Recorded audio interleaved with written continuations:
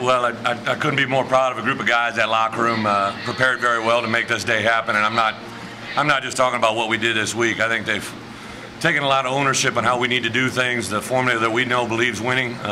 Couldn't have scripted it any better for our guys to play through. Got some guys back healthily on defense, on offense. We kind of talked all week. One of our team goals is family over everything, and I thought some shining examples. You take that first quarter when the punt ricochets off one of our guys. You know, you practice it, you talk about it, but it's loud. Kid doesn't hear it. The ball bounces perfectly. They score. Our offense responds. You know, and then right there before the end of the half, we try to run a reverse with Keon. Obviously, misfires. Ball's on the ground. Our defense gets an interception. We just constantly picked each other up all over the place, and to be a part of that's created on game day, but it's cultivated during the year. It's the type of kids you recruit. It's the type of players you believe in. I'm not trying to be overly simplistic, but I think that's really true. Give a lot of credit to Texas Tech, a very good football team.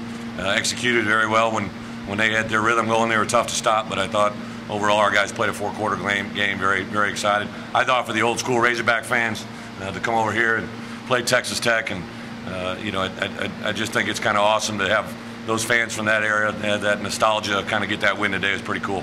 Bret, is it fair to call this? Is it fair to say this may be a turning point in kind of what you want to do? I think when I got that question earlier in the week, I just played Texas Tech. I appreciate what you're saying. I think as a head coach, you look back after the season, you kind of see things, and you're like, I know, like at my last job, there was a game where we beat Miami in a bowl game, and everybody after me said that, hey, that's going to build something. And sure enough, the next 3 years we won championships. Now, I'm not saying that, but I never thought about that going into that week. I think it's easy to kind of sit on the outside world and look at, but it's definitely a big step. Do you ever think you can run the ball like that? Absolutely. Yeah, I really do think we can run the ball. I think we can throw the football. We just didn't have to do it. I thought in the first half, Jay Will's catch, Keon's catch, you know, they were dictating, you know, what we could run by how they were aligning, and then obviously the throwing game, and then BA, who knew we had an athletic quarterback that could scramble in on a broken play there on that third down. So a lot of really good things happened. Bret, can you talk about that third quarter, and especially coming out of halftime, scoring, and then eating up 12:45 off the clock? Well, I think we talked about all week long. I actually backed off our guys on Wednesday. We went half pack when we normally have full pads, just because I saw Tuesday they were ready to be physical. I didn't need to train them anymore. A lot of credit today goes to Ben Herbert and the way we train our guys 24/7, 365 days a year. So I'm pretty sure that we were going to come out and score. Just the mentality those guys were coming out with, but to battle back and respond back after they matched the score was really, really big. What'd you think of the defense? I think you had 10 PBUs, had the turnover, just being able to stop them a couple times. You know, obviously I know the quarterback makes them go. Cliff, obviously with his history and who he was, he's instilled that same mentality. You got a sophomore who's a captain and all that, you know, so we wanted to be able to take care of him mentally and physically and be able to give certain looks. So I thought our guys improved so much from the Auburn game, is just getting lined up quicker, getting an understanding of where they need to be before the ball was snapped. Bret, how important was the sequence where the toss on the reverse winner, you got the ball back, you scored, and then you got it in the third quarter, getting touchdowns at the end of both of those? You know, that kind of lived them up, Tom. I appreciate it. So you're saying on the flip that kind of went over the guy's head. Martrell Spate with a big pick there, you know. Going to give him some heat. He should have gotten the end zone on that one, I think, but he was a little gassed. But then our guys responded, got it in. And then I think the third quarter, when we got that stop after the second time we went up by 2, you know, that was a big part. And then, you know, I called for that 1 4th down. I knew I was going to do it, and they went out and executed it. If we don't get that one, that's a different ball game. And again, I'm going to call 4th down with the idea of having success. I told Jim on 3rd down, you got 2 downs here, because I believe in what we're doing up front, and I think they can get it. Well, again, a good job by our offensive coaches designing. There was a little lead draw that we had a lot of success on. We had some tosses around the edge. They did a nice job.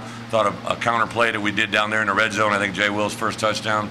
I thought Jim just had a good fix on what they were doing, and kids really did a nice job. BA, his presence out there in the huddle is just off the charts, and our kids' trust and faith in him is big time. Coach, you talked about different looks you were trying to give Davis Webb. Can you talk a little more about that and what you were trying to do and how it worked or didn't work from time to time? You know, do some things defensively. I think their offense is a lot of predicated on that's why they check from the sidelines and why an up-tempo team runs it. So we try to do different things that could do that. But I thought also at time Rob and I both learned from a great defensive coordinator who's no longer with us, Norm Parker, and we kind of talk about we're just going to norm them, which means we're just going to kind of play what we do, and we're going to play it well. We're going to line up and play physically and mentally tougher than our opponent, not get real fancy, just kind of out execute. You had a few.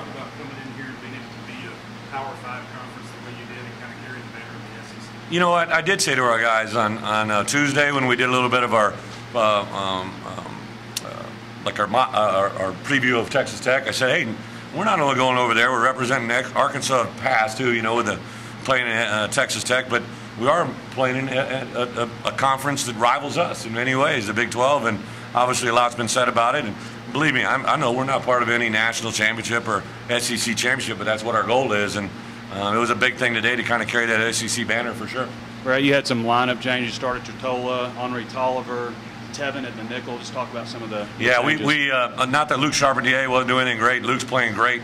I just thought Sebastian had really played well and practiced well, and I think he gave us inside. We really wanted to mosh him inside, and he's obviously a big body. I think our average O-line, I know we were like whatever, we were really big, but he gave us another 30 pounds that we added to everybody, so we got gigantically bigger, I guess.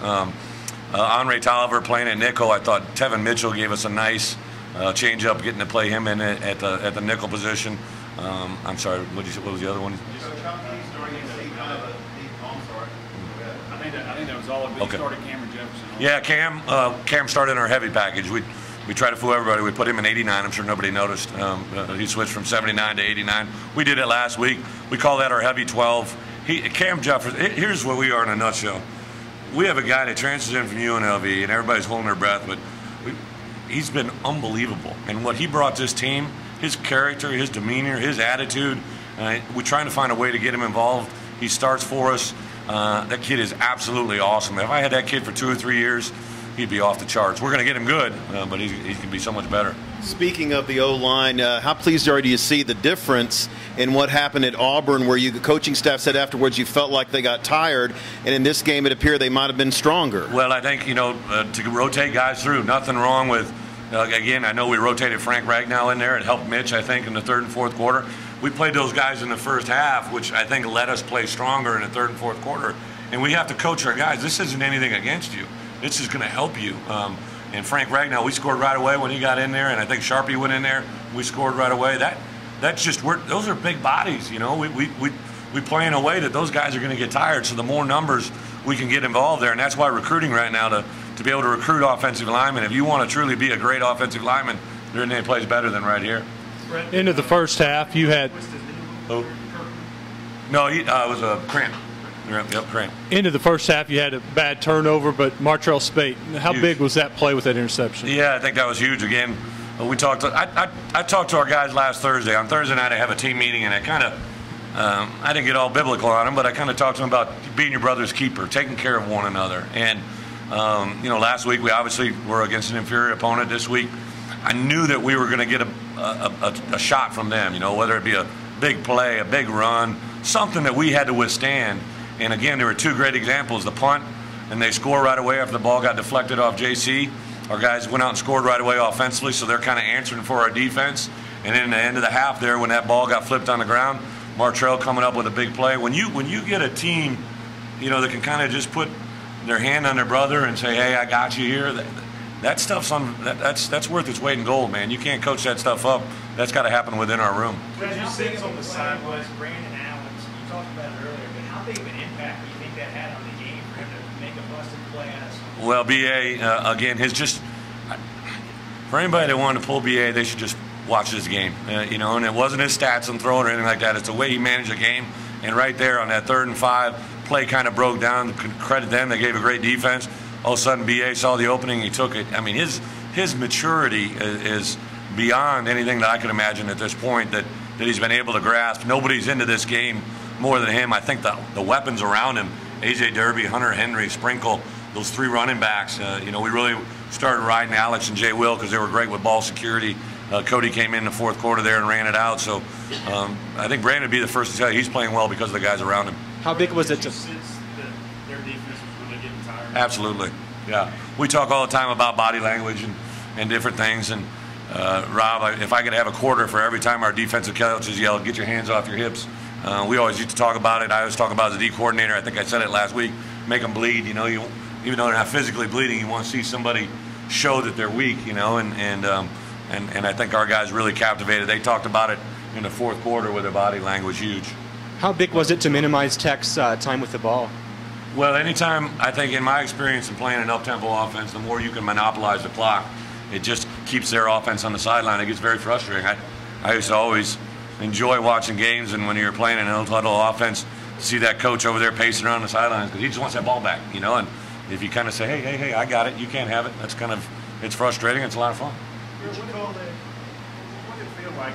Because Memphis run the ball well, but run the ball so well when they knew you were going to run it. Well, I think that I kind of said this last year. I know a lot of people said, well, last year we were a running offense. Well, we didn't have a lot of options last year. We couldn't throw it real good, and we weren't real good at running, so we took the lesser of two evils. Now we can throw the football, we can run the football, but when you can run the football, when you tell everybody on the sideline, everybody in the stands, all their coaches know that we're going to run it, and you can still run it, now you're saying something, and that's what we got across. Jay Will was awesome. I think him and Alex really continue to roll. I think Corliss has got to be more of a factor for us. We got to be great with ball security, and he's so explosive. We got to continue to get him in there. I thought our fullbacks did a really nice job and executed the plan. Well, overall, your defense, I know you talked about it some, but they gave up some stuff, but they also got some stuff. You know, we just felt if we could get them down, you know, even some of those first down, second down, I was really frustrated. I thought 2 third-down longs where we gave up scores. We got to definitely improve upon that and be able to have some variety and some change-ups, but give credit to them. They're a very, very good offense and executed on those plays to make that happen. But I like the resiliency. I thought our defensive coaches in particular really did a nice job of talking and communicating during the week to get us a victory today. You said real American football. Would you say that? What's that? Real American football? Real American football. You want me to say that? I think this is Arkansas football. Hog ball, hog strong, whatever you want to say it. This is what we are. I mean, I know at times it ain't that pretty, but it's a heck of a lot of fun.